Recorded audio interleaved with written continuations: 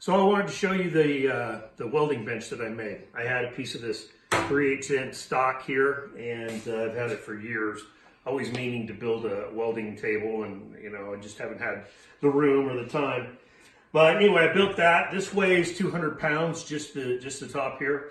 I've got 2.5 inch square legs on it, square tubing. That's another 100 pounds. This whole thing together gets, I think, a little bit over 500 pounds. I put, some things on there just so I can attach my tape measure. I also put a piece of regular rebar here with its little ripples or corrugations in it so that I can, my C clamps won't roll around.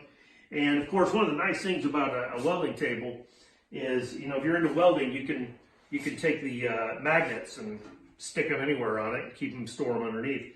The only thing I have left to do is I'm going to, along the bottom, put a piece of angle iron, and then just put a really small, an 1/8 inch steel plate at the bottom. That'll be kind of a desk. I'll show you a couple other things about it. I thought, you know what, if I'm going to do this, I'd like to be able to have it be extendable. So, this thing goes out, I think 44 inches. So if I do need little links to hold up some stock, then I can do that.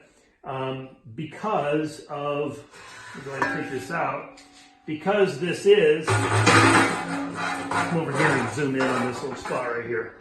So you see that little notch there? This is not drawn out stock, so it has that seam right there.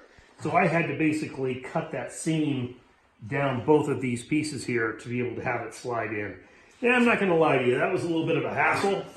But, the stock that's drawn out that doesn't have that seam is pretty expensive. I'm able to do that pretty easy. So anyway, I like that extension.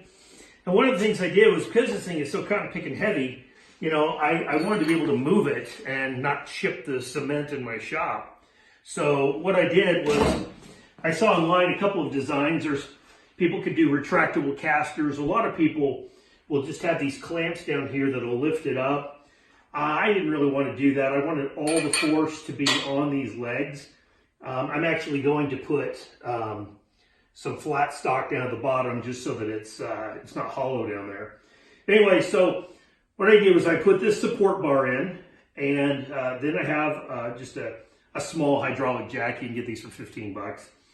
Then another piece of channel, 3/8 inch channel. Then I have these really strong springs right here.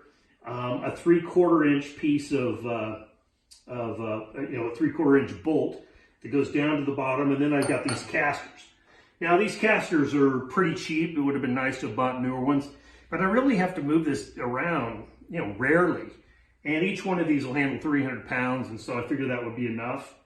So anyway, if you want to jack it up off the ground, you can see here, you just, hydraulically do that. And then if you want to let it down, you can come down here a little lower, Max.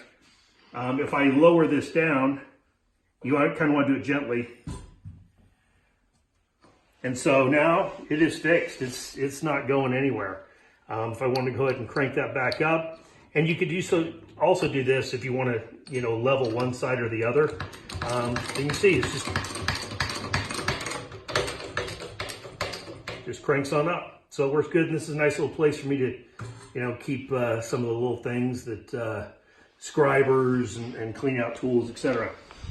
So there you go.